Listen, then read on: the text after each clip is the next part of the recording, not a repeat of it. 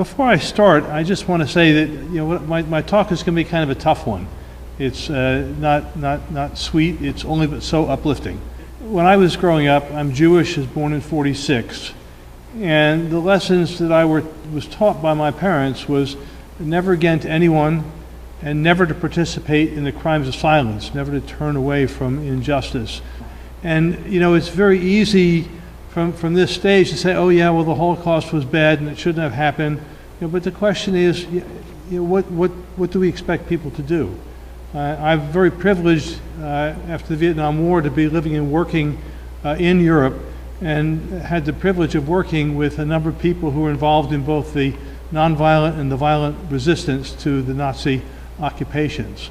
And those are people who had the moral will to respond to crime against comprehension.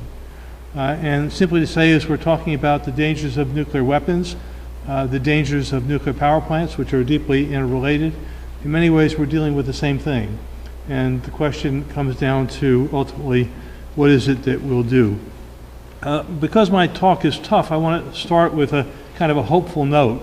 Last Saturday, a young woman that I've been working with, she'd organized an event on the International Day for the Complete Elimination of Nuclear Weapons last Saturday all over the world.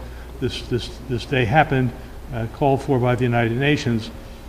And it was a lot of music. It was really oriented to bring young people in, but she also had some of us older characters there, one of whom was a senior physicist from MIT.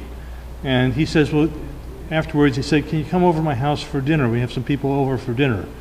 Well, actually, it was using the food to get people in. And there's this meeting of maybe about 5 senior scientists from MIT, a number of postdocs, a number of doctoral students, mostly in physics or in artificial intelligence, and surprisingly, some people from both the Harvard and the MIT business schools. And they were there to talk about what they could do to reduce or eliminate nuclear weapons in a place that we wouldn't really expect that to happen. I'll come back to say a little bit more about that, but simply to say that, as we're not a big group here gathered on a rainy night, I want you to appreciate that other people are doing good things here in the United States. So Jonathan gave me not exactly the easiest task to respond to. The email he sent me said, how is the world responding to the lack of progress of the Nuclear Non-Proliferation Treaty, and what efforts are being done either within or outside of the legal framework to press for disarmament? That's my charge. So simply to say, I was last here in the run-up to the Nuclear Non-Proliferation Treaty. I'll say more about that treaty in a little bit, but I do want to appreciate what Brooklyn for Peace did in helping to basically mobilize people to be part of about 8,000 people or so, and I'll say a little bit more about what we did, but just to appreciate that. The first slide we have, I'm sort of in the way of it, I have to figure this one out.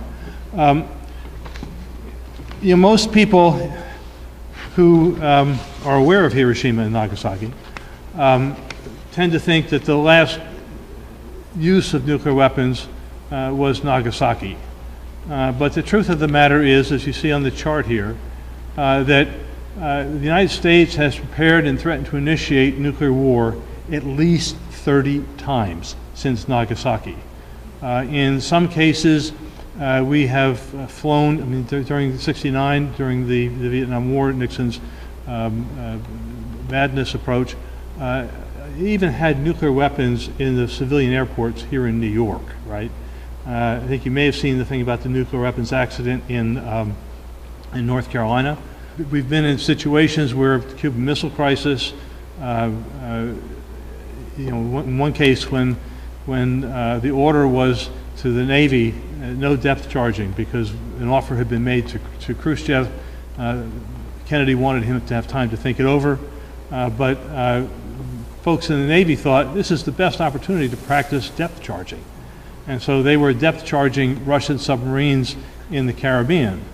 Well, the reality was that some of those, at least one of those submarines, had nuclear-tipped torpedoes. And as the depth charging is happening, they're losing oxygen in the submarine. They're about to go down. And Russian sailors and soldiers, just like our sailors and soldiers, they're committed to their country, they're committed to winning, and if they're going to go down, they're going to take somebody else with them. Fortunately for us, the Russian doctrine was that the nuclear weapons could only be launched if all three of the commanding officers on the ship agreed to do so. Two of the three wanted to do so, but one said no, and as a result, we're meeting here today. The concentration has been for U.S. domination of the Middle East and to maintain its power in Asia and Pacific. I mean, most of us aren't aware of the 4 nuclear threats made against Vietnam, for example. What you see here is the consequences of a single very powerful hydrogen bomb with its electromagnetic pulse. What you see here is the consequences of a single very powerful hydrogen bomb with its electromagnetic pulse. So it would shut down all of the electricity in the United States, destroy the grids, right? Now think about how water comes into your home. Water is powered by electricity. We can't go without water for about 3 days, right?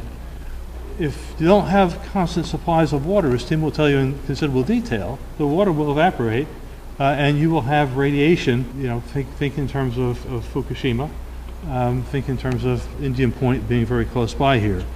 So the danger is enormous. To my mind, the NPT is one of the 3 most significant treaties of the 20th century. It's a fundamental deal and it has a very serious flaw. The fundamental deal is, and most people think this is the totality of the treaty, is that non-nuclear weapon states say, we won't get nuclear weapons forever, we won't possess them, we're not going to become nuclear powers. In exchange, they got 2 things. On the one hand, the nuclear powers said, we will engage in good faith negotiations to completely eliminate our nuclear arsenals. This was 40 years ago, and the negotiations have yet to start. The second, and the fundamental flaw, was that it also gave the non-nuclear weapon states the inalienable right to produce nuclear power for peaceful purposes, something that the Iranians have been telling us for quite some time. And before they developed their bombs, the North Koreans were telling us the same thing. Every part of the deal here is that every 5 years, the signatories, which is almost every government in the world, kind of minus Israel, come together at the United Nations to review the implementation of the treaty. And it's a way they can hold one another accountable to its terms, and it provides those of us working for human survival through the abolition of nuclear weapons an opportunity to press and to kind of reinforce those governments who are pressing the nuclear powers to fulfill their legal and moral obligations. So this is what we were about. A little bit of what we did here. We did a lot of outreach to young people in mobilizing through social media. We organized a major international conference which was held at the Cooper Union. Among the speakers was Angela Kane, the High Representative for Disarmament at the United Nations. We honored a couple of the outstanding A-bomb survivors. I think we had like 48 workshops, and the first night was really quite remarkable. You can find it on our webpage. We had a major rally in Union Square. We marched up 3rd Avenue to Dag Hammarskjöld Plaza, where we delivered 8 million petition signatures calling for abolition to the High Representative for Disarmament and the President of the Review Conference, the ambassador from Algeria. Our demands were very simple. Implement Article 6. It's about time. And we, in my organization, we're held accountable. They give us money to do things, and so what did it achieve? And one thing we could say was that in the first days of the review conference, both Angela Kane and Ambassador Faruqi instructed the assembled diplomats from around the world that our demonstrations, our petition signatures, represented the expectations and demands of civil society around the world. So at least we made ourselves heard and felt within. We pulled together this international network. I mean, it's major disarmament, peace organizations from the United States, from Europe, from Japan, but also we integrated groups working for social and economic justice, environmental sustainability, and climate change. And I think what we think is unique about what we're doing is a recognition that most siloed movements don't prevail, and a recognition that if we're going to prevail, we have to integrate our issues, we have to both analytically and integrate movements. It's not easy, we don't have the simple answers about how to do it, but I can tell you at our conference, 2 of our speakers were ministers from Ferguson, Missouri, trying to build and integrate our way forward. One of the things we decided to do was last month, we have this week, the September 21st is the International Day of Peace, called by the UN, the 26th, the International Day for the Complete Abolition of Nuclear Weapons. And so we called for local groups around the world to hold activities to kind of keep them moving, keep the focus where we're going. There were web pages, a group called Unfold Zero took the lead on it. And that's also the date that another man, also Russian, saved humanity, Colonel Petrov, who, when all the technology on the Russian side said they were being attacked by US missiles, his job was to push the button to notify the Kremlin, so 5 minutes later they could push the buttons and we wouldn't exist. And he looked at this and I said, I just don't think so. And so he didn't push the button. He was ultimately demoted for not doing that.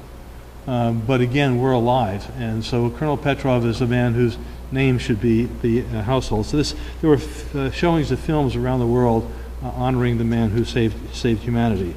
I want to say a little bit about the outcomes of the review conference. It lasted for a month. The first 2 weeks are basically taken up with speeches, governments saying this is what we want, this is what we want, this is not what we want. Meanwhile, a lot of NGOs are meeting in the halls of the UN. And probably the best speech in that period of time was by the South African ambassador, who was just very clear that humanity's survival is at risk, and Article 6 needs to be implemented. You can find these on the web without great difficulty. You have these negotiations in different committees to pull together a statement, a draft statement. And you can imagine the negotiations are pretty tough. The majority of the world's nations wanted a draft that required the nuclear powers to begin the negotiations to fulfill Article 6. And the nuclear powers dug in their heels and resisted every step of the way. It was thought that they had a final document. And word went out by email and otherwise that the final declaration would be read in the General Assembly, and we could watch it on live stream at such and such a time. So I'm in my office in Cambridge, I've got my computer on, and there's nothing happening. It's delayed. There's nothing happening. Well, the United States, Canada, and Britain forced the international conference into failure. Why did they do that? I mean, they had already really limited the content of the draft.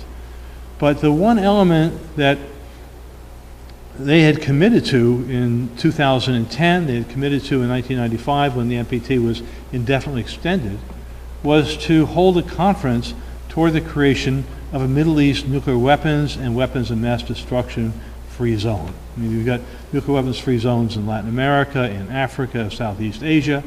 The United States was trying to keep Iran from getting nuclear weapons, but Israel, bless it, and domestic politics here. And so the Obama administration, with its commitment to a nuclear weapons-free world, sank the NPT review conference.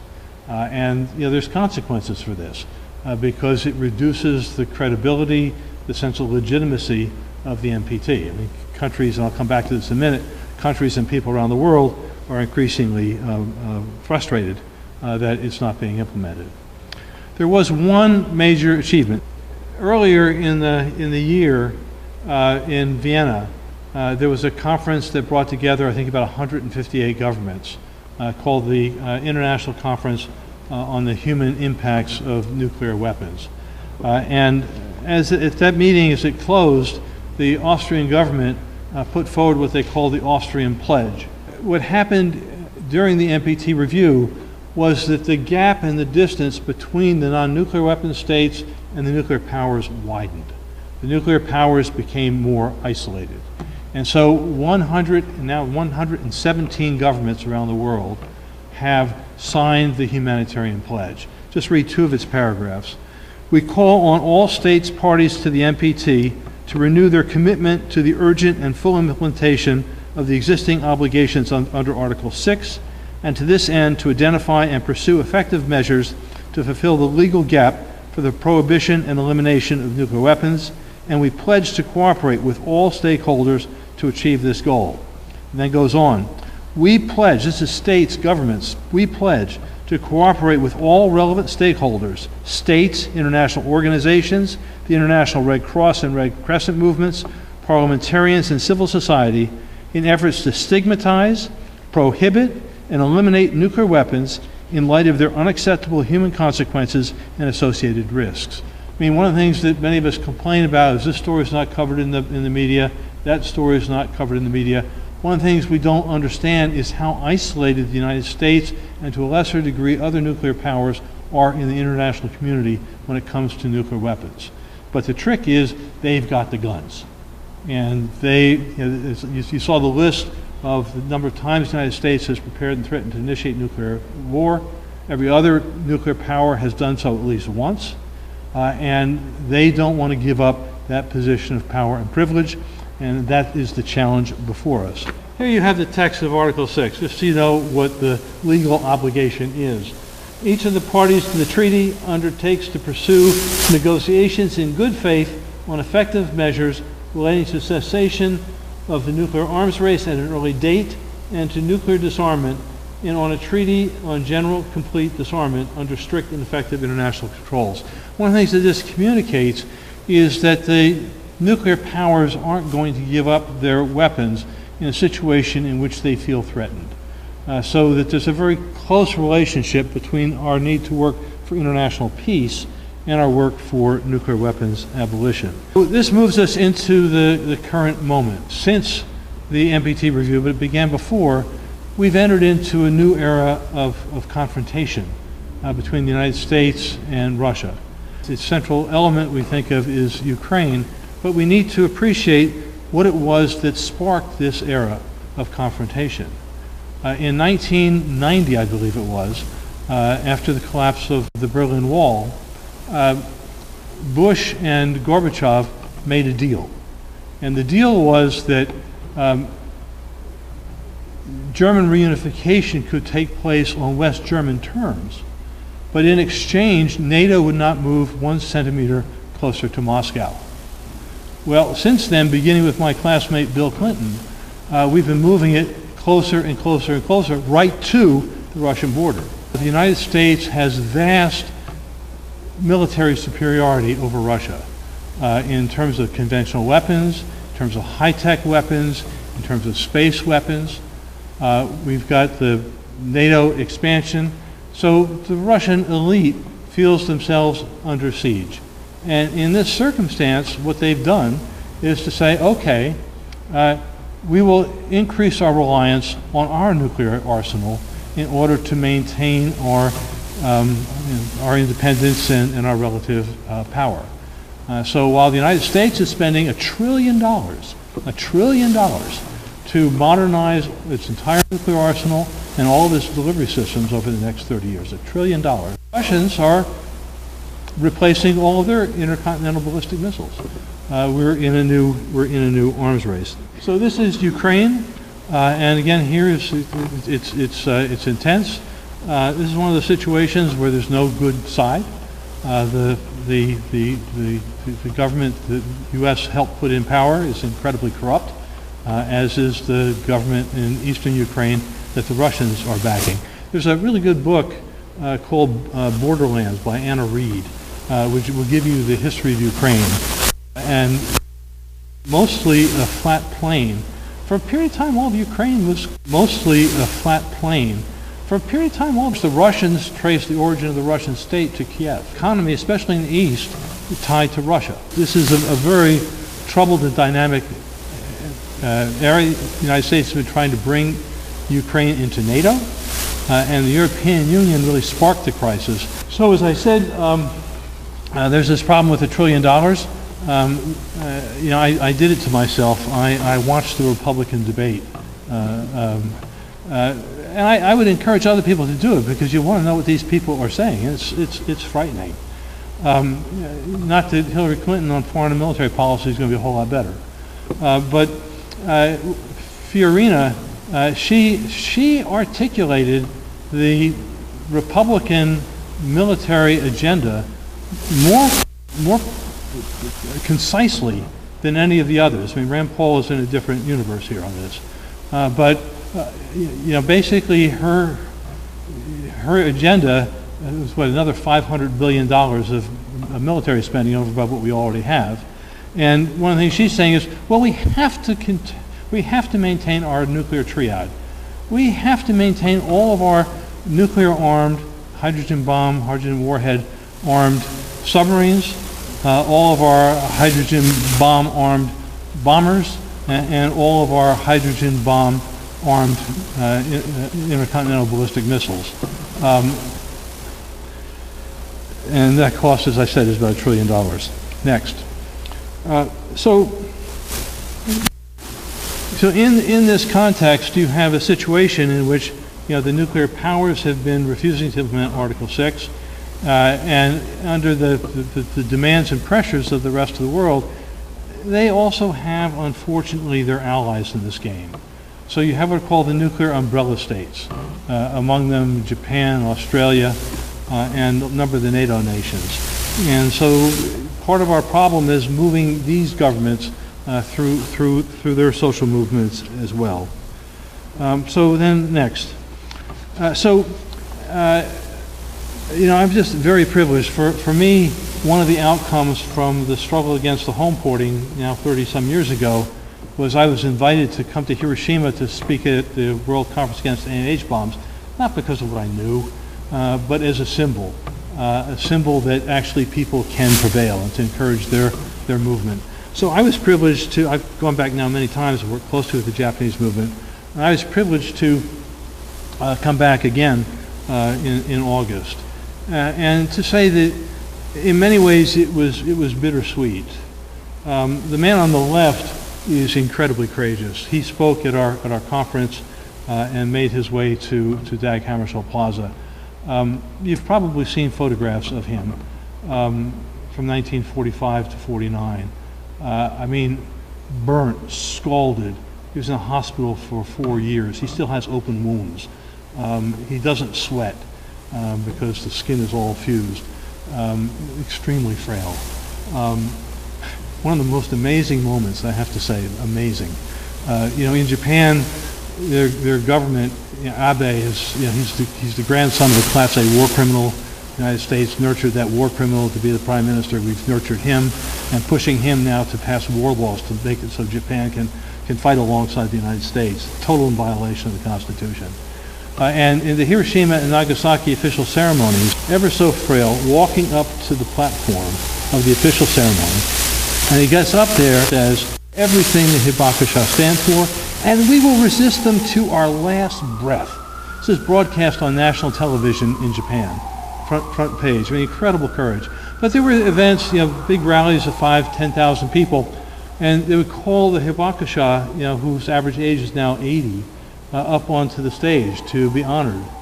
And in that moment, you're both honoring their just absolutely dedicated opposition to nuclear weapons, their belief that humans and nuclear weapons can't coexist. And at the same time, you recognize the reason they're being honored in this way is because they won't be with us long. One more thing I want to say about the World Conference. It brings people from many, many countries. And one of my friends from the Campaign for Nuclear Disarmament in Britain was there.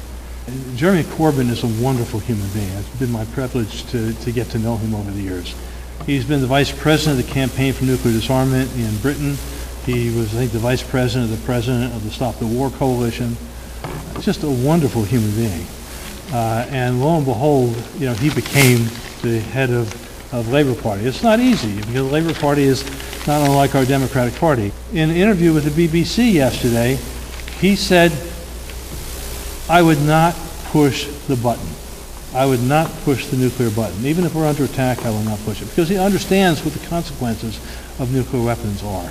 You know, he's got a huge fight on his hands within the Labor Party. I mean, they sort of captured the leadership of it.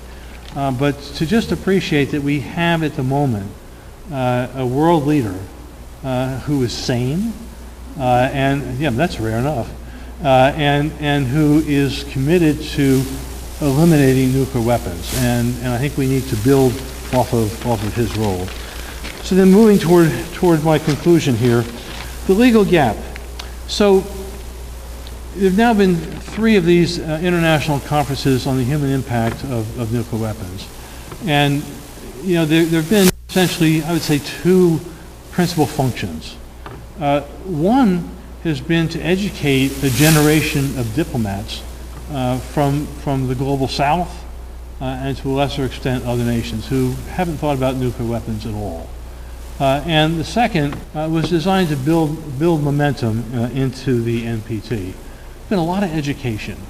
There's a lot of anger from countries like Mexico, South Africa, Ireland, Switzerland, Norway, that the nuclear powers are not fulfilling their obligation.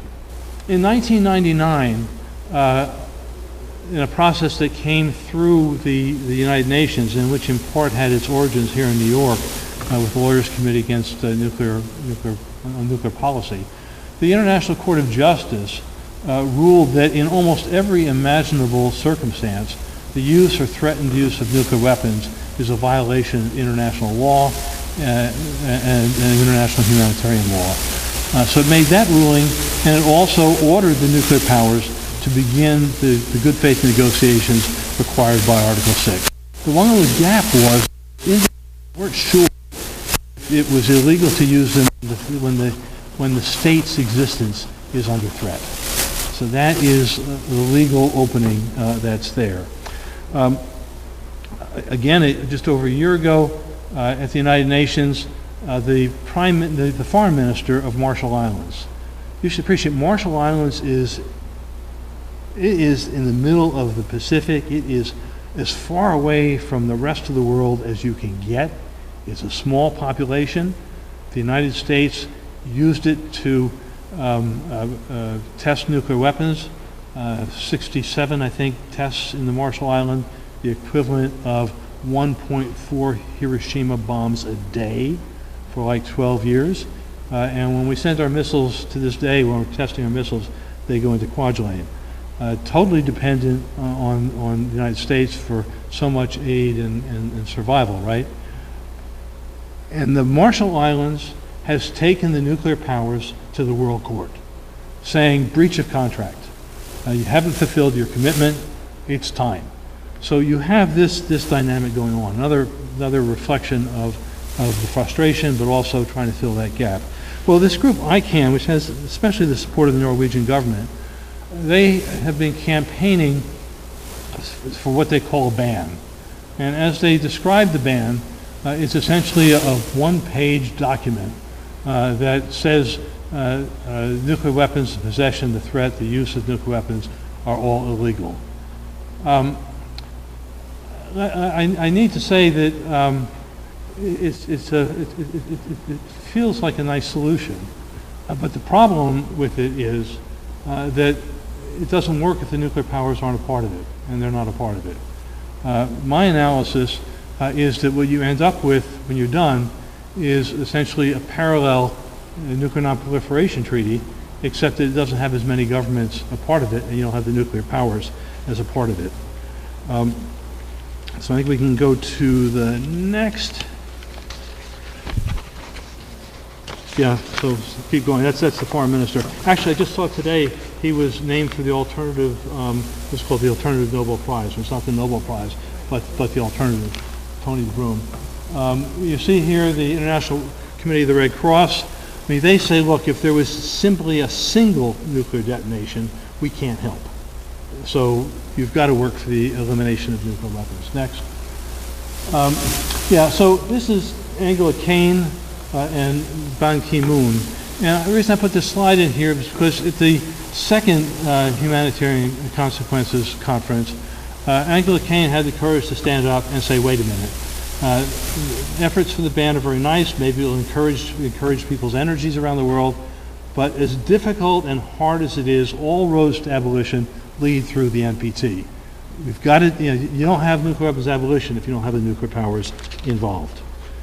So moving into the conclusion, the next on the left, on the right is the head of the Organization of NH-bomb sufferers in Japan. On the left is my friend Hiroshi Taka, who's the General Secretary, was the General Secretary of the largest Japanese disarmament and peace movement.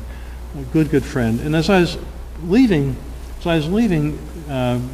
Tokyo in August, he says to me, Joe, really the most important thing is what we do in our own countries with our own governments. This is our ultimate responsibility. And so we come back here. I wanted to kind of move toward closing on this note because this is the task ahead of us. And then one more piece. Yeah. So just to say, we have two more pieces. We have a project, AFSC, in both New Hampshire. I'm sorry I've gone so long. I do apologize. In New Hampshire and in Iowa. Every 4 years, the presidential primary candidates are thick as flies, on molasses in the summer.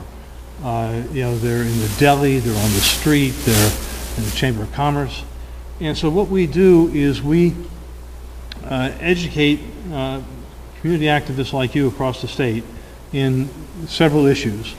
We train them on how to ask in an event with the candidates, ask a question that educates the audience, educates the media who's there, educates the candidate, and has a hook on it so the candidate can't say blah, blah, blah, blah, which they try to do. And then we monitor where the candidates are going to be each week, and by email, we call it bird dogging. We tell people where to find, go find these candidates and ask them questions. So last week, my colleague in New Hampshire caught Hillary on the rope line and said, the United States plans to spend $1 trillion on nuclear weapons and their delivery systems in the next 30 years. What do you think of that? I said, ridiculous. Okay, now we've got to build on that. But it gives us something to play with.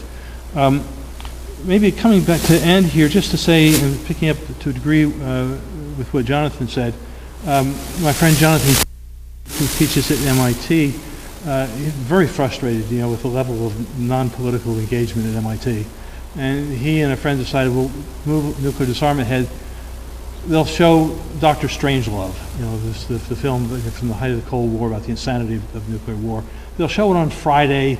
People bring dates. They don't know what it's about, and they'll just come and we'll do a panel afterwards. So they showed the film, and a number of people stayed for the panel.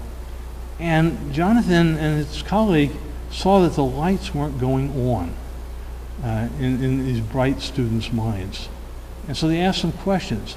And their estimate is maybe 1/10 of the students at MIT know about Hiroshima and Nagasaki.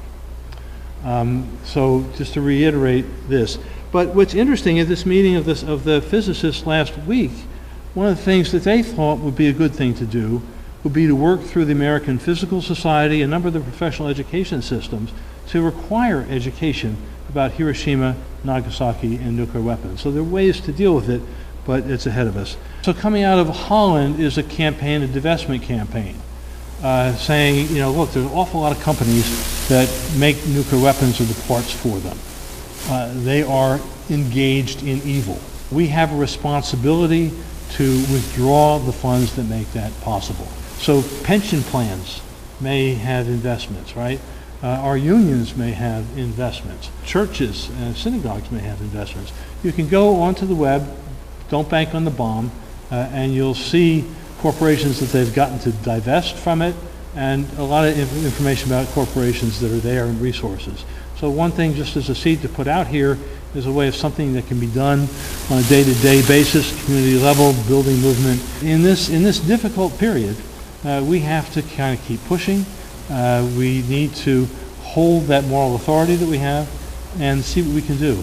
And to conclude, to say, you know, the people I was working with in Europe in the period of the Nazi occupation, they didn't know necessarily that the Nazis would be defeated. They just knew that they had to do what was right. And I think this is what we're all called on to do. Our next speaker is Tim Judson. Sometimes it's hard to make a connection between nuclear weapons and nuclear power.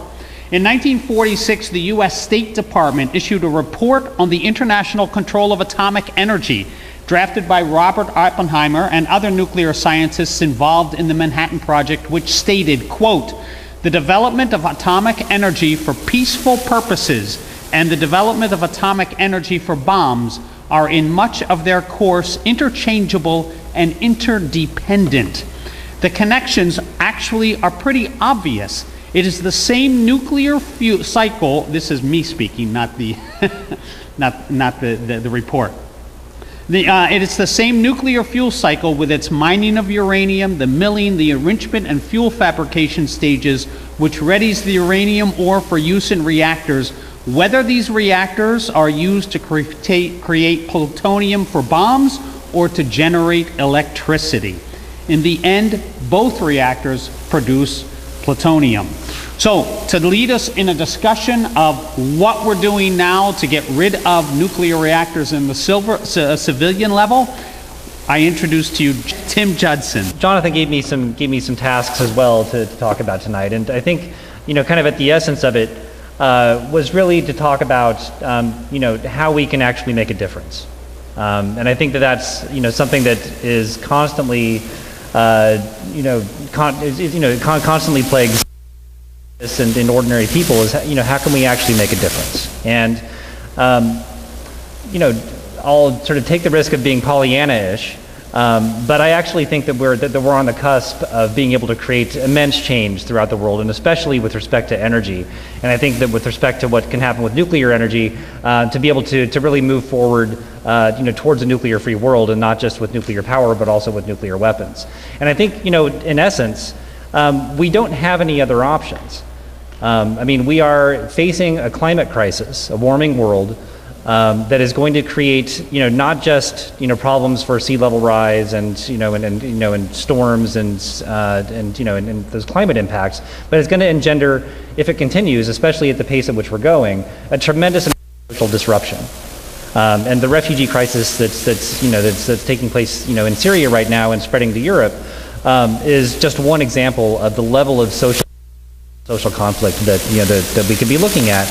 And so, you know, in a certain way, we don't have any other options but to, you know, but to deal with these crises. And I think that there's, you know, growing awareness of people across the world, as we saw at the People's Climate March last year, with 400,000 people in the streets of New York. The people are starting to get it. And I think we're going to see a similar mobilization in Paris in December this year for the climate conference there, where the climate treaty is going to need to be renegotiated. But I think more than just the necessity, because I don't think that's ever necessarily been enough to create the kind of change that we're looking for. We actually now have the opportunity. And I think with energy, that's because, you know, all the solutions have arrived. The solutions to displacing fossil fuels and nuclear power are here, and they're spreading like wildfire. And if we have the political will to overcome the entrenched interests of the energy industry, you know, and be able to move forward with renewable energy and energy efficiency, we can actually transform, you know, the energy infrastructure of not just this country but of the entire world. And I think that, you know, to think about our role here in New York City and in the United States, that transition is actually going to be difficult and most technically difficult here. The rest of the world, you know, in countries like the U.S. And in Europe and other sort of major industrialized nations, they're going to have. We've got the hardest job because we've got to switch our entire infrastructure to rely on different sources of power and to deal with energy in different ways. Other countries are going to be able to do it all right the first time, and the real struggle is getting it right here and making it happen here. And if we do that, then I think we actually can really transform the world in the next 50 years. And that's what excites me. That's what brings me here to New York. I'm actually a former New Yorker. When I took the job at Nears, I moved to DC, which I'm not happy about, but I get to come back here a lot because we're working to close Indian Point.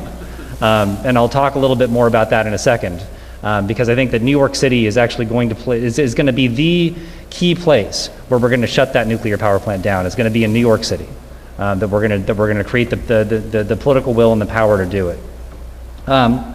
So to kind of step back a second, Jonathan asked me to kind of give sort of a sense of kind of what's happening with nuclear power globally, and really sort of what's happening in Japan, because I think that rightly, people are concerned and curious about what's happening in Japan in light of the Fukushima accident 4.5 years ago. But that very closely ties into what's happening here, and so it's worth talking about.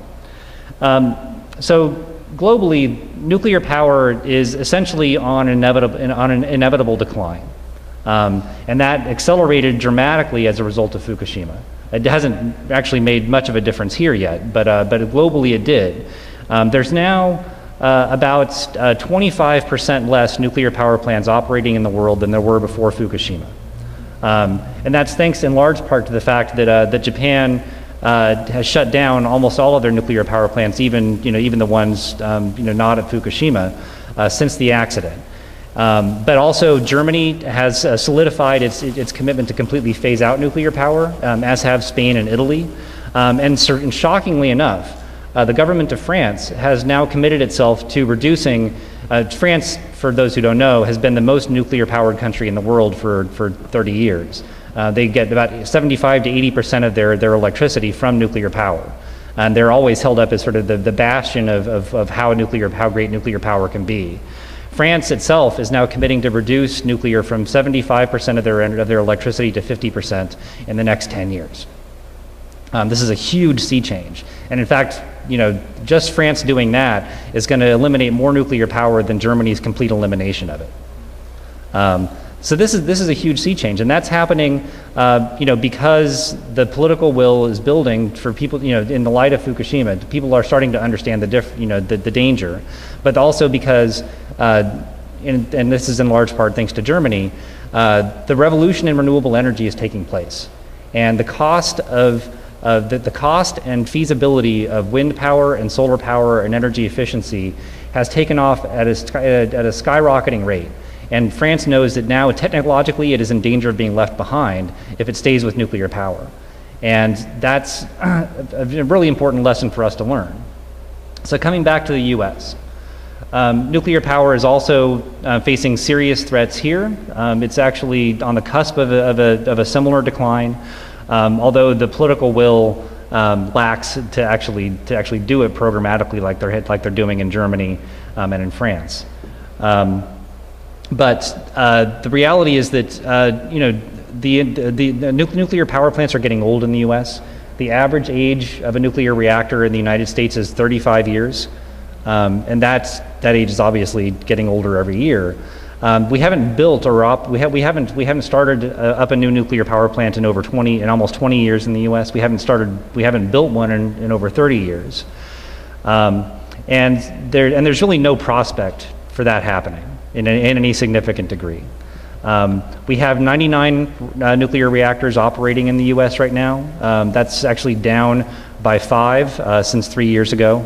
In 2013, 5 existing nuclear reactors were announced to be closing. That's the most in any single year in U.S. history. And that includes the nuclear power plant in Vermont. And that's a campaign that I worked on to close the Vermont Yankee reactor, which was the phase of the campaign to close that reactor went on for 7 years, and it taught us a lot about how we actually can close nuclear power plants. And so I'm going to talk about that a little bit. I think one of the things that we need to do is not just have the energy technologies at hand to eliminate fossil fuels and nuclear power, but we also need the social technologies. We also need the social movements, the strategic campaigns to be able to win these fights in a big way. And the campaign to shut the Vermont Yankee plant has actually given us the roadmap to how we can close Indian Point. And that's really what we're working on right now is taking those lessons from Vermont and applying them to shutting the most profitable nuclear power plant in the Northeast, which is Indian Point. So to back up just a second more, so the economic crisis facing nuclear power is very serious. And the industry is actually getting very desperate. And about a year and a half ago, the nuclear industry launched a nationwide campaign essentially to save itself, which they branded through a front organization called Nuclear Matters. And they've gone from a nuclear renaissance 10 years ago to now having to just argue that nuclear actually matters. They're basically trying to do this by attacking renewable energy. The nuclear industry has launched a nationwide war against renewable energy. They're attacking both the incentives and subsidies for renewable energy at the federal level. They're waging campaigns at the state level to repeal states' renewable energy standards and energy efficiency programs, and then to divert all of those incentives and subsidies from renewable energy to support and subsidize existing nuclear power plants to try to prop themselves up. And this is happening in a pretty dramatic fashion. The nuclear power company in Illinois, a company called Exelon, which also operates in New York, has for 2 years blocked a bill to fix the renewable energy standards in Illinois to actually enable the state to meet its renewable energy goals by holding it hostage to the threat of closing its own nuclear power plants. If they don't agree to subsidize the nukes first, Exelon will not let the renewable energy bill go forward. Now, Exelon happens to be the most powerful company politically in the state, and so it's been getting its way. But people are starting to really balk at the idea of giving this company hundreds and hundreds of millions a year in order to run these old nuclear plants that they already bailed out 15 years ago. A company called First Energy is doing the same thing in Ohio, trying to get subsidies for its coal and nuclear power plants, in order to keep them profitable. And the same thing is starting to happen in New York and New England as well, with some of these struggling nuclear plants. So what we really have now is a choice. We have a choice between whether we're going to invest in the future and whether we're going, and change, or whether we're going to essentially subsidize the status quo. And that's really, I think, one of the ways in which we need to, we need people to start thinking about this. That these things aren't inevitable. We have choices, and that's really how we won the campaign in Vermont. The campaign to shut Vermont Yankee, as horrible as nuclear power was, as dangerous as that reactor was, people, in the northern part of Vermont were not, they really didn't care. They didn't care enough to act on it. And so what we did was we built a campaign that was founded on the idea that this is a choice. Are we going to continue running this old nuclear power plant and throwing all of our money at it, or are we going to invest in our green energy future? And so we had a slogan, Green by 2015. And people would chant this at rallies. It was, people really got that this was a choice. And what we did was we got the states to enact a law that said that the continued operation of Vermont Yankee was going to be decided by the state legislature. That the state legislature was going to review the issue and that they were going to decide whether it was okay for this plant to continue operating for another 20 years. And that started a process, democratic process. The state legislature was having public hearings. They had an investigative process. They had to look at the issues of the economics of the plant, of the alternatives, of what the risks to the state were going to be for continuing to have this plant around for a long time. And then some interesting things started to happen. First of all, the cooling tower at Vermont Yankee collapsed, which revealed that this company was not actually maintaining its nuclear plant very well. And the same company that operated Vermont Yankee runs Indian Point. So this is a company called Entergy. We know a lot about Entergy now. Entergy was also lobbying the legislature very hard, and they were also being called to testify in front of legislative hearings. And in about 2009, one of the legislators asked Entergy, so what about radioactive leaks at the plant? Do you guys have any, underground pipes that might be old now that carry radioactive water? And an Entergy executive said under oath, oh no, we don't have any underground pipes that carry radioactive material at our nuclear power plant. But people believed them because they were under oath. And who would perjure themselves in front of the state legislature? Well, it turned out a year later that there was all sorts of radioactive tritium, which is a radioactive form of hydrogen in the form of water. There were being tremendous concentrations that were being found in the groundwater underneath the plant. And lo and behold, there was a leaky pipe that was leaking all this tritium into the groundwater underneath Vermont Yankee.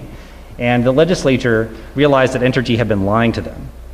And they never trusted Entergy again. And in fact, 2 weeks later, the state Senate voted almost unanimously to oppose the continued operation of Vermont Yankee, which is when we thought we won. Entergy eventually sued the state. They said that the law that Vermont passed was illegal. They hired an extraordinarily expensive legal team to make an incredible argument that the state had conspired against them for years to violate federal law by superseding the authority of the Nuclear Regulatory Commission to regulate nuclear safety. But in any case, Entergy won the lawsuits, which made everybody feel like, well, did we really make a difference? Did we really win? A couple months later, Entergy announced they were going to close the plant. And we won. And the way that we won was that campaign, by exposing Entergy, by showing the true colors of this company and how they operated this power plant, had so enraged politicians throughout the state, elected officials, from the governor to the Congress members to the senators to the state legislators, that Entergy had basically made the entire state its enemy. And so the thing that was happening was this trend that I talked about, where the plant was becoming uneconomical. The cost of operating this aging plant was getting really high. The cost of energy, because of energy efficiency and renewable energy, was getting low. And Entergy was losing money running this old power plant. And none of the utility companies in Vermont, because everybody hated Vermont Yankee, none of the utility companies would sign a contract to buy the power for what Entergy needed to sell it for. And so we had completely, and the state was also levying new taxes on the plant to increase the cost of running it. And Entergy knew that it was going nowhere. And so we closed the plant essentially by political and economic pressure. And this is an important lesson, because we can't control the outcome of lawsuits.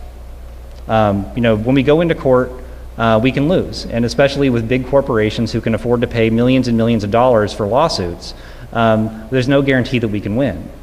But through the political and economic pressure that we can create by organizing, and by educating, and by exposing the dangers and the dishonesty of the companies that run these plants, we can actually make a difference. And so, coming to New York City and coming back to Indian Point, I was assured by Jonathan that everybody knows about Indian Point and how dangerous it is and what's going on. I'm happy to answer questions about that later. But we realized that with Indian Point, we sort of reached a political dead end. The governor opposes Indian Point. He's been calling for it to close since he was Attorney General. The current Attorney General is fighting Indian Point in court to prevent the relicensing of the plant for another 20 years. We have environmental groups in the Hudson Valley that have been fighting like hell for years to close Indian Point. But the fight has stopped there for about 10 years. And when you think about the danger of Indian Point, there's 17 million people that live and work within 50 miles of Indian Point. It's a lot of people. It makes Indian Point really a unique case in the entire world for a nuclear power plant. The level of danger that plant presents is outrageous and disturbing.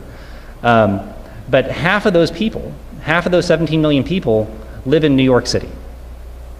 Almost the entirety of New York City is within 50 miles of Indian Point. And New York City has done nothing to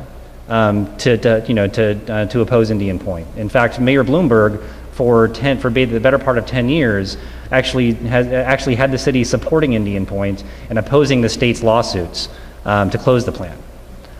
So New York City has actually been on the wrong side of this issue for a while, despite the great activism of people throughout New York City for a long time to help close it. The political will from New York City has been bottled up, and we need to unleash it. And and so even with the lawsuits that are going on to prevent the licensing of Indian Point, to force them to not damage the river through their use of the water in the Hudson River, those lawsuits are creating a lot of uncertainty for Entergy. Wall Street is sort of looking at these lawsuits and saying, well, we're not sure if this is going to work out for Entergy. This is a company that can fund lawsuits for over a decade. They'll postpone the legal process for as long as they can. New York City can turn the tide politically against this plant, and so what we decided to do was to really make sure that the city has a policy to support closing Indian Point. So we've worked to get a city council resolution introduced, which happened in May, that would call for the closure of Indian Point. We have 18 city council members have signed on as co-sponsors, but we need almost all of them if we can get it, because we need for this message to be a landslide. And actually, there's a lot of council members in Brooklyn who haven't done that yet, so it's very appropriate that we're here. We need Brooklyn council members to get on the right side of this issue. The impact that this would have, it would actually send a shudder through the Wall Street community that is essentially who Entergy is really answering to at this point. It would show that that in fact it's not just the governor that's opposing them. It's not just the attorney general in their lawsuits. That the biggest city in the country is getting behind closing that plant. Put the economic pressure on Entergy to close Indian Point. New York City consumes 80% of the electricity in the downstate region. We are the single largest consumer of electricity, obviously because we're so large, in the downstate region. If New York City decides to convert our energy use to renewable energy and efficiency, we will actually dry up the watering hole in the desert for Indian Point. That plant will become uneconomical. It will not have a future because the cost of energy is going to go down, and Entergy will not have a place to sell it. And at that point, just like they did with Vermont Yankee, they'll realize that this plant has no future, and they'll close it. So the city council resolution that we're working on right now is really the first step, and in some ways the most important step to getting the political and economic pressure on this plant to close it. You mentioned the city council resolution. What about the mayor? Mayor Bloomberg was on the wrong side of this issue. Mayor de Blasio hasn't taken a strong stand on it, but he hasn't opposed Indian Point either. But then the mayor's also going to be instrumental in building out renewable energy and energy efficiency. That's going to be something that the mayor needs to be a leader on. And there's a couple interesting ways in which that can happen. First, the mayor just announced in August that the city government is going to buy all of its electricity from renewable energy. An offshore wind developer has put in a proposal to basically supply all of the city's energy, all the city government's energy with offshore wind power, which would be really break a logjam on the development of that energy source in the country. The interesting thing about that is the city government's annual electricity bill is about 25% of the output of Indian Point. So that would be getting us 25% of the way there in one shot, just the city government itself doing that. They also did a very powerful thing after Fukushima. The mayor of Seoul realized the danger that nuclear power in South Korea poses to the city. And so he brought together an international team of experts to come up with a plan, which they called One Less Nuclear Power Plant. And in 2012, they launched this program to basically have the city replace the equivalent amount of energy as a nuclear power plant. And they had a goal of doing it from, starting in 2012 to do it by the end of 2014. And they actually beat that target by 6 months. In a year and a half, they replaced the energy from a nuclear power plant with energy efficiency, conservation, and renewable energy in Seoul, South Korea. And they got a global energy award, a global sustainability award last year for it. Right here in New York City, that award was given out. And so, we really need Mayor de Blasio to do the same thing here, is to come up with a one less nuclear power plant plan for Indian Point. Joseph, what impact do you think Pope Francis's recent statements will have on the nuclear question? I think it's an encouragement. I think, in his speech at the United Nations, he had a couple paragraphs in which he basically called for the abolition of nuclear weapons. It's a kind of signal. The Pope doesn't make that policy, but I think it provides a foundation for people who want to move, who want to organize. And just to say, I was, before the Peace and Planet, one of my colleagues arranged for me to meet with the Pax Christi group in Rhode Island, which had done nothing on nuclear disarmament, and they got engaged. And I think I don't know who's here in the room. I know there's a fairly strong Pax Christi here in New York City. I would encourage Catholics to engage with them and non-Catholics to engage with them and see how you can build from what the Pope said. I mean, that was one of his more encouraging acts. This, I think, is for both speakers. Is there any effort to join nuclear weapons power plants divestment to fossil fuel divestment campaign? You know, converging the two. I don't think I've got the actual answer to this. I think as you look at the interrelationship between nuclear power and nuclear weapons and who's there in the fuel cycle, and then you look at the list of corporations in Don't Bank on the Bomb, I think you'll find some overlap there. I think that's the place to look for it. Just that I think that there's equal synergies between divesting from nuclear power and then the fossil fuel divestment movement. I think if you look at the companies that are nuclear power companies in the U.S., they are also all fossil fuel power companies as well. Entergy, which operates Indian Point and other nuclear plants in the Northeast, it's a business in the South where it's a huge utility company, like Con Edison. They actually are a huge natural gas company. And Entergy, gives itself a lot of credit for being clean because all of its power comes from nuclear power and natural gas. But as we know, because of, the anti-fracking movement in New York, natural gas is actually just as bad as, just as bad as coal and nuclear. And Entergy is giving itself a lot of credit for basically nothing. So I think there's a lot of synergies between divestment movements for nuclear weapons as well as for fossil fuels. Between those two divestment campaigns, you're really looking at the same companies that are in the nuclear power industry. Two people wanted to know when a nuclear power plant is decommissioned, what happens to all those rods? What happens to all that nuclear material that is radiating whatever? So, for the most part, nothing. I mean, and I don't say that, just to be sort of cute. I mean, it's the irradiated fuel that's been used at the reactors for the last 40 years. Is now almost all sitting in highly densely packed pools of water at Indian Point.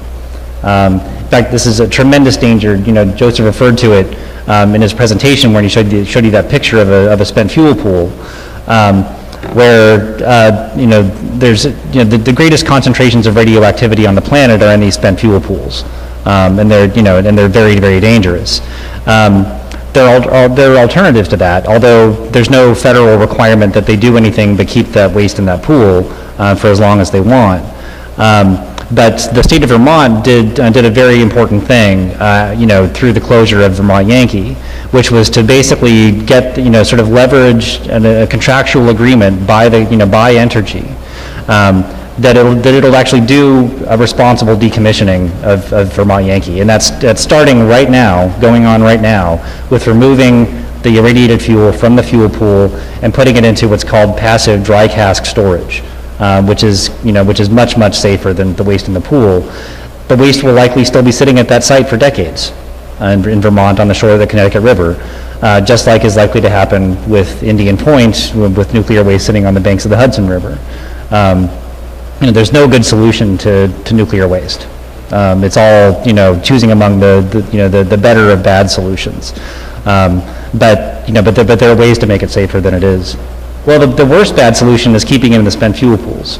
The organization that I worked with for 15 years and still do as a grassroots activist, called Citizens Awareness Network. We were the organization that really initiated and led the campaign to close Vermont Yankee.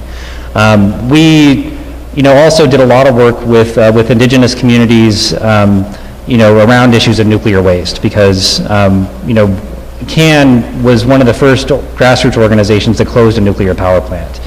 And CAN, like a lot of grassroots campaigns, would adopt a slogan like "Decommission now," decommission, Yankee Row now. what happened when the plant actually closed was we learned what decommissioning really was, which was that the company, rapidly dismantled this incredibly radioactive, facility, and then, except for the spent fuel, trucked it all to a place called Barnwell, South Carolina, and dumped it in the ground there. And Barnwell is a 46% African-American low-income community. And this was, to our, we realized was really environmental racism. And so, so CAN organized what we called Caravan of Conscience tours. We, took people from Western Massachusetts, where the nuclear power plant was, and we drove the route that the nuclear waste, the radioactive waste was following, down to South Carolina, alerting the communities along the way that A, this really toxic waste was coming through their community, but also to the issues of environmental racism and how this waste was being dumped. So, we actually, after about 7 years, the state of South Carolina voted to stop the importing of radioactive waste into the state, and and they've actually mostly stopped that practice from happening. But they opened up another waste dump in Texas, and the same thing is happening there. Yeah, so that's a bad solution. This is for both speakers. How well informed about the dangers of nuclear weapons and energy do you think our current politicians are? Well, if you listen to the Republican debate, I think these are the kind of people who want to eat plutonium for breakfast.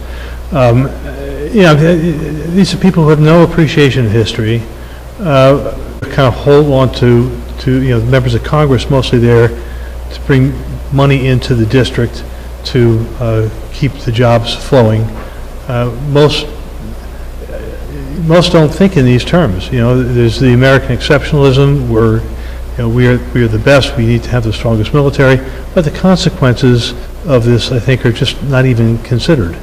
And there's very little pressure from within the political system itself to do that. And I think this calls on us to find ways to kind of break through that system. I think just thinking here in terms of New York, I know that people have been trying to get Mayor de Blasio to join Mayors for Peace. Again, as we talk about things that would be interesting kind of breakthrough models and inspirations, that would be one. My sense is that the mayor has national political ambitions. My sense is that's why he won't meet with people to consider it. My understanding is that the mayor also goes out into the public from time to time. There are opportunities to engage him, either through spoken word or banners in the audience or other ways to try to push it and demonstrate will. I don't think we expect solutions to come from on high. We've got to push from below. It's interesting. I mean, we've been working on this campaign for a city council resolution for about 3 years. And, even after Fukushima and after 10 years of a very high-profile campaign to close Indian Point, city council members mostly didn't seem all that aware of the issues.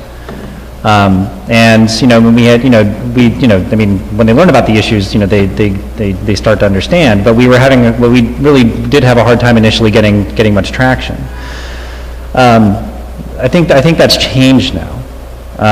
In fact, we've, like I said, 18 council members have signed on as co-sponsors of this resolution calling for the closure of the plant that really spells out the dangers for New York City of Indian Point.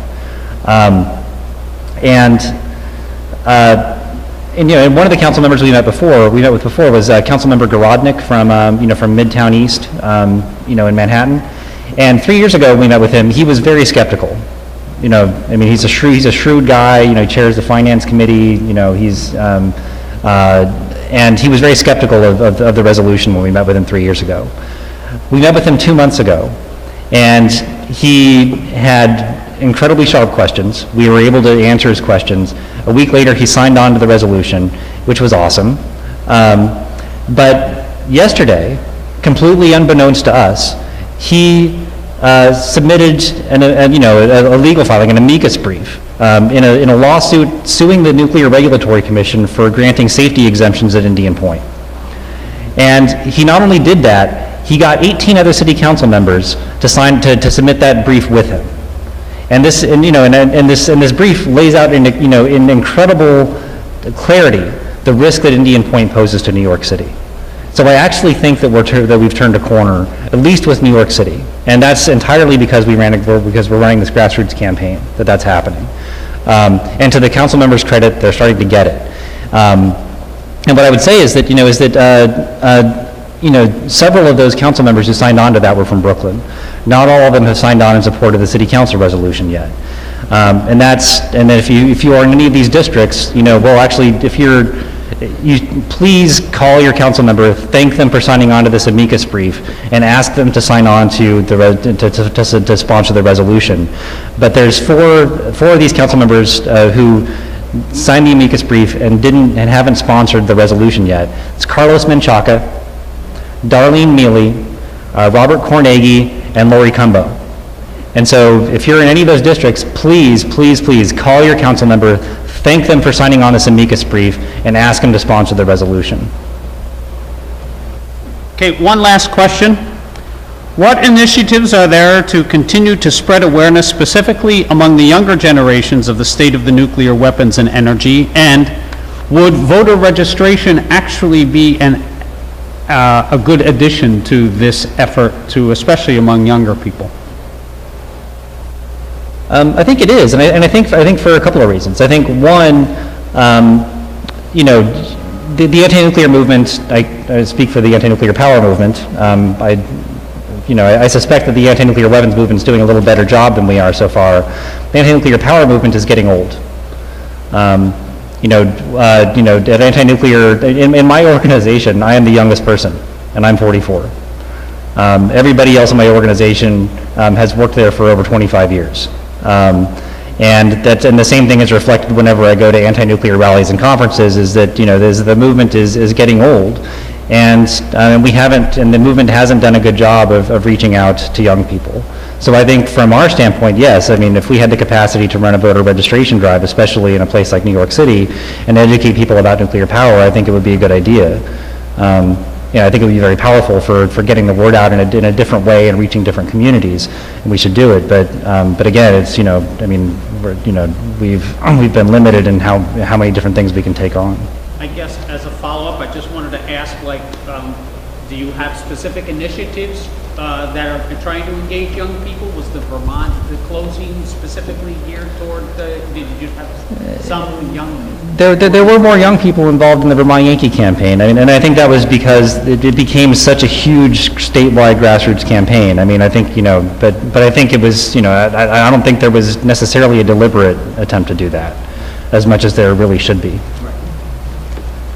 So what I can say in terms of the nuclear weapons abolition movement is look around the room. This tells you where, kind of the real core of the movement is right now. And obviously this is a source of concern. So when we organized the Peace and Planet mobilization and the organizing for it, we made a point that the two kind of lead people working with me would be under 30. In fact, they're both under 25. And good organizers. We made a commitment within the conference that the young people would organize, if you will, their own track. We had young people organizing within the march and the festival. Have we succeeded? We got a long way to go, but I take some heart. Here in New York, I mean, two of the kind of key young organizers that we worked with, Anna Akita and Mac DeVligger, are both deeply committed and are organizing. In the Boston area, this thing last Saturday was very much youth-oriented. I have to say, when they really mixed it. I mean, we gave them encouragement. I'm setting aside, I don't have a big budget to work with, but I'm setting aside a chunk of my budget to facilitate the youth leadership development, because it's got to happen. So they did, their organizing was, there's going to be music and speakers. And what passed for music, was not what I'm accustomed to. it left RAP way behind. But yeah, they're organizing on their terms. And I think really one of the responsibilities that we have is to be committing resources so that they have the foundations to do the outreach that they want to do. And I think, we have our networks, we have, I think, a fair list of young people who we pull together around Peace of Planet. One of our challenges is to kind of keep finding ways to keep building it. The PSR event here with the film was another way in. I will say, in terms of Vermont Yankee, AFSC has a program in Northampton, 5 College area, and one of their priorities for several years was closing Vermont Yankee, and worked with a coalition called Nuclear Free Future Coalition they had, and there they drew in students from the 5 College area into that campaign. But we have to be, we really have to be. What's the word I want? I'm tired at this point. We have to be self-disciplined in saying, it's not going to work without the young people. I mean, the reality is, I'm older. It's only 9 o'clock, and I'm tired. We need energy. We need kids. In my youth, we're talking at AFSC meetings. In my youth, when Humphrey was running for president, and you had the torchlight parade in Chicago before the election, and he was so deep into the Vietnam War. Age 21, my wife and I went up to the back of the Chicago Stadium and dumped over a banner that said, "GIs die while politicians lie." Not many of us of our age are going to be doing that right now. But this is the kind of thing that needs to happen when de Blasio is up there. It's the kind of thing that has to happen when Schumer, my God, Schumer and the Iran deal. I mean, people have got to be willing to be in people's faces. It's important to be civil at times. It's also important to be nonviolently uncivil at times in order to raise the questions and get things moving. And he said in the Schenectady area where he grew up, there was a plant to build nuclear engines for submarines, and a large number of people in that area seem to be coming down with cancer. And he asked, is there a causal relationship? I'm not a doctor. I don't know. I would assume that there is, but I don't know what the exposure would be. Is anybody here? I'm not sure about the manufacturing of the actual engines for the submarines, but there was connected to that operation, a small atomic reactor that was called Knowles Atomic that was near Schenectady, and that was a very polluting plant. There was actually a lot of radioactivity released into the I think it was the Mohawk River or whichever river runs by there, and so. Just like we see cancer clusters around nuclear power plants, it wouldn't surprise me at all if that was a cause.